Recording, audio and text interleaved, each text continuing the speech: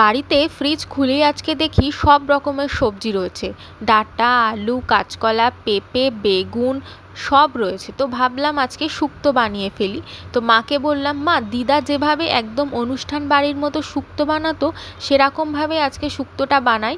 মা বলল, তাহলে আমি তোকে রেসিপিটা বলে দিচ্ছি, তুই বানিয়ে ফেল। তো সবার প্রথমে একটা মিক্সার জারের মধ্যে আদা, কাঁচা লঙ্কা, সাদা সর্ষে, কালো সর্ষে আর পোস্ত দিয়ে বেটে নিয়েছি। এবার বড়িগুলোকেও লাল লাল করে ভেজে তুলে নিয়েছি। সেই একই তেলে উচ্ছেটাও ভেজে তুলে নিলাম। দেখো, তারপর সেই একই তেলের মধ্যে আমি দিয়ে দিচ্ছি কেটে রাখা কাঁচকলাগুলো। কাঁচকলাগুলো একদম লাল লাল করে ভাজা হয়ে গেলে তুলে নেব। সেই একই তেলের মধ্যে দিয়ে দেবো বেগুনগুলো। বেগুনগুলো একদম লাল লাল করে ভেজে নেব। তোমরা চাইলে আরও অনেক রকম সবজি ব্যবহার করতে পারো, তো আমি এখানে এই কটা সবজি ব্যবহার করেছি। আর এই শুক্তো তৈরিতে কাঁচকলা, উচ্ছে আর ডাঁটাটা মাস্ট, ব্যবহার করতেই হবে। তারপর দেখো, বেগুনগুলো তুলে নেওয়ার পরে আমি সেই একই তেলে পেঁপে আর আলুগুলোকে দিয়ে একটু ভাজা ভাজা করে নিলাম। তারপর দিয়ে দিচ্ছি একদম সবার শেষে ডাঁটাগুলো। ডাঁটা দেওয়ার পরে আমি খুব বেশি ভাজবো না, তাহলে ডাঁটার ফ্লেভারটা নষ্ট হয়ে যাবে। ডাঁটা খুব বেশি ভাজতে হয় না। তো তুলে নিলাম।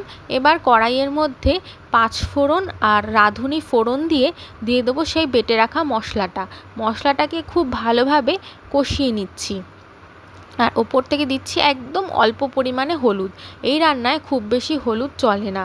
তো মশলাটা ভালো মতো কষে আসলে এবার দিয়ে দেব কাঁচকলা, ডাঁটা, আলু আর পেঁপে।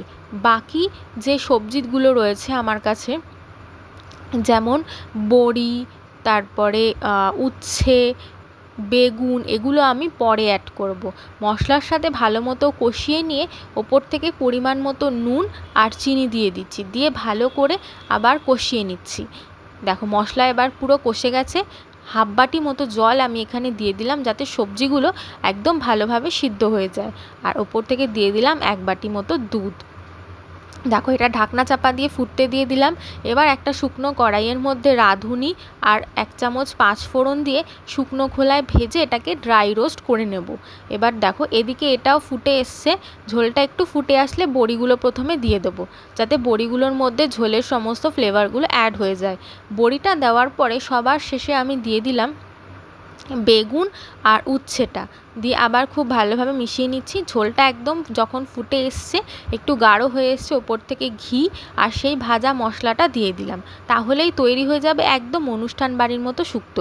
রেসিপি ভালো লাগলে অবশ্যই চ্যানেলটি সাবস্ক্রাইব করে দিও।